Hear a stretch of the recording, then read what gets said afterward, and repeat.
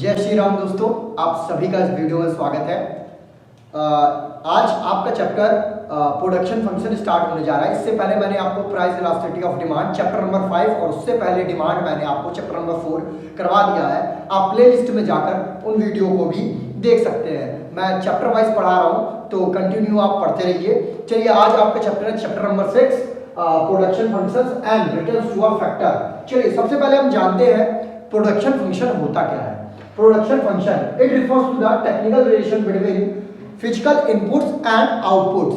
ठीक है, अब भाई प्रोडक्शन फंक्शन एक तरह का प्रोडक्शन क्या है भाई, किसी चीज का प्रोडक्शन करना यानी कि उत्पाद करना, बनाना, किसी चीज को बनाना। तो अगर हम किसी को भी टेक्निकल मशीन में डालेंगे या फिर किसी मशीन या किसी प्लांट में उसको डालेंगे तो हम क्या करेंगे, फिजिकल इनपुट्स उसको देंगे तो उससे कुछ बनकर प्रोडक्शन होकर। फॉर एग्जांपल समझिए कि आपको अगर आपको कपड़े बनाने हैं, ठीक है, सपोज, तो आपके पास भाई कॉटन होगा या सिल्क होगा, आप उससे क्या करेंगे, मशीन से या हैंडमेड उसको किसी तरह उसका प्रोडक्शन करके उसको बनाकर उसमें इनपुट क्या देंगे, आप रॉ मटेरियल देंगे और आउटपुट क्या निकलेगा, फिजिकल आउटपुट आपका निकल आएगा। तो उसी को तो आप प्रोडक्शन कहते हैं। ठीक है, तो आई थिंक आपको प्रोडक्शन फंक्शन समझ में आ गया होगा। अगली थिंग, हम सबसे छोटे छोटे टर्म्स को कुछ जानते हैं। पहला टर्म आता है आपका रिटर्न्स टू अ फैक्टर। क्या होता है, चलिए इसको समझते हैं, रिटर्न्स टू अ फैक्टर। अब देखिए, when one factor of a production is variable and other are fixed, the change in output it is called returns to a factor। अगर आपका प्रोडक्शन में क्या हो, फैक्टर प्रोडक्शन में क्या हो, वेरिएबल, बाकी चीजें जितनी भी चीजें हैं वेरिएबल रहे और अदर चीजें फिक्स्ड हो, तो उसके वजह से, जैसे फॉर एग्जांपल आपको समझने का प्रयास कीजिएगा, मान लीजिए आप कोई भी प्रोडक्शन प्लांट लगा रहे हैं तो उसमें क्या होगा, कुछ चीजें फिक्स्ड होंगी और कुछ वेरिएबल होंगी। जैसे रॉ मटेरियल क्या होंगे, आपके वेरिएबल्स होंगे और आपकी मशीनरी वगैरह क्या होंगी, लैंड और मशीनरी वगैरह आपके फिक्स एसेट्स होंगे ना। तो जब उनको लगाकर आप किसी चीज का प्रोडक्शन करते हैं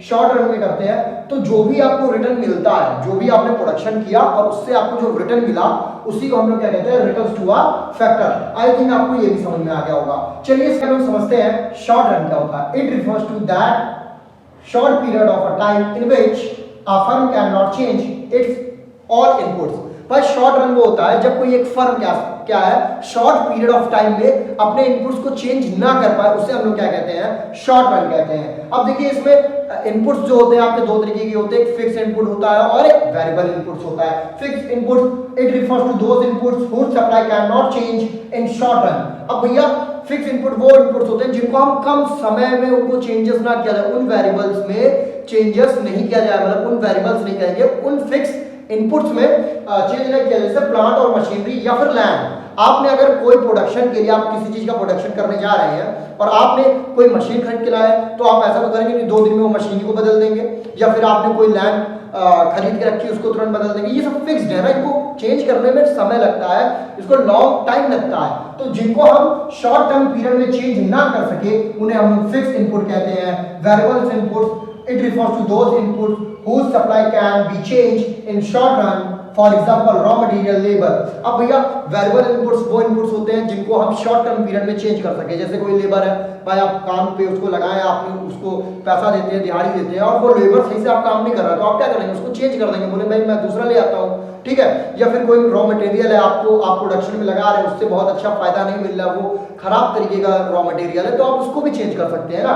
तो उसी को हम लोग क्या कहते हैं, वेरिएबल इनपुट्स। अब जानिए टाइप ऑफ प्रोडक्ट क्या होते हैं। There are 3 concept of product. पहला होता है टोटल प्रोडक्ट। इस total product it refers to the sum total of marginal product is known as total product. भाई टीपी क्या होता है, sum total of marginal product होता है, उसी को हम लोग टीपी कहते हैं। सिंपल लैंग्वेज जानिए, बहुत ज्यादा डीपली नहीं आएगा, तो सिंपल ही रखते हैं हम इसको। ठीक है, अब आइए हम लोग समझते हैं मार्जिनल प्रोडक्ट क्या होता है।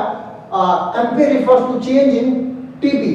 अब जान लीजिए एमपी क्या है, एमपी रिफर्स करती है जो भी टीपी में चेंज हो, टोटल प्रोडक्ट में किसी तरीके का जो चेंज हो, और वो जब चेंज होगा, उसमें जब चेंज होगा तो क्या होगा, when more unit of the variable factor are used। तो हम क्या करेंगे, हमें अगर टीपी में किसी तरह का भी चेंज करना है, आपने इससे पहले चैप्टर यूटिलिटी चैप्टर में पढ़ के आ रहे हैं, आपने वहाँ टीयू पढ़ा था, एमयू पढ़ा था, तो वहां पर भी एमयू क्यों चेंज होती है, टीयू में चेंज आ जाता था, इस वजह से एमयू एक एडिशनल यूनिट का कंजम्पशन और करनी पड़ती थी। तो यहाँ पर बस उसी का अपोजिट है, यहाँ पर क्या होगा भैया, जब क्या बोलते हैं हमें टीपी में किसी तरीके का चेंज करना होगा तो हमें one more unit of variable factor is used, यहां पर हम एक और वेरिएबल फैक्टर का यूज करेंगे, वहां हम लोग कंजम्पशन कर लेते थे, यहां पर हम एक और एडिशनल यूनिट का यूज करेंगे, इसी को हम लोग कहते हैं मार्जिनल प्रोडक्ट। मार्जिनल प्रोडक्ट को ड्राइव करने का फॉर्मूला है भाई MP equal to change in TP upon change in labour, और करके भी आप एक और फॉर्मूला लिख सकते हैं। तो दोनों फॉर्मूले आप नोट कर लीजिए क्योंकि अभी न्यूमेरिकल में इसकी हेल्प होगी, ठीक है।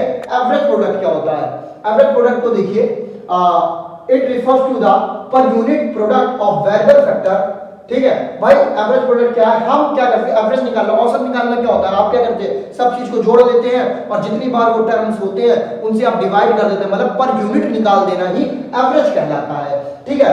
It can be obtain by the dividing total product, आपने टोटल प्रोडक्ट काउंट करके रख लिया और जितने भी यूनिट ऑफ लेबर एम्प्लॉयड है, मतलब जितने भी लेबर है उनसे डिवाइड कर दिया तो आपको एवरेज ऑफ प्रोडक्ट निकल आएगा।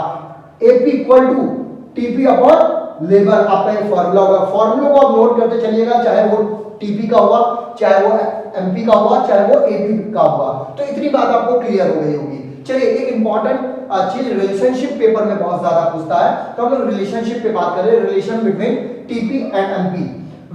अब यहाँ पर ग्राफ में भी समझते चलिएगा और यहाँ पर भी समझते चलिएगा।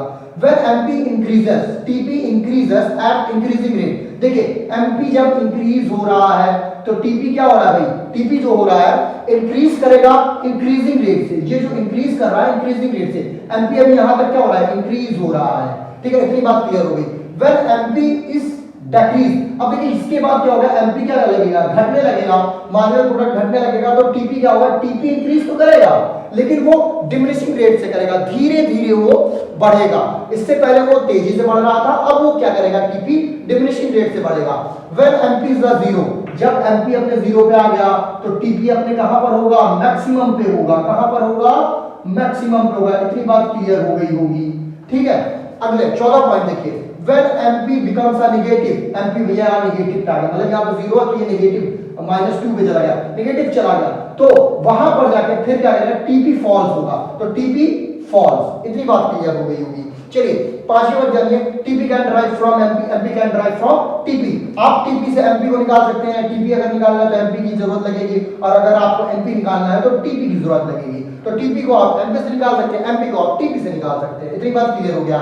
अब छठा पॉइंट लिख लीजिए, both TP and MP are U shaped. ये क्या होता है भाई, यू शेप्ड होता है, इनवर्स यू शेप्ड होता है, तो आप कह सकते हैं ये यू शेप्ड का शेप होता है। आई थिंक आपको ये रिलेशनशिप TP एंड MP का समझ में आ गया होगा, और इसके एक और मैं पार्ट लेके आऊंगा, एक पार्ट और करके मैं बना दूंगा, उसमें बस आपके दो टॉपिक बचेंगे, relation between MP and AP, और आपका लॉ ऑफ वेरिएबल प्रोपोर्शन बचेगा। ये चैप्टर आपका प्रोडक्शन फंक्शन आपका समाप्त हो जाएगा।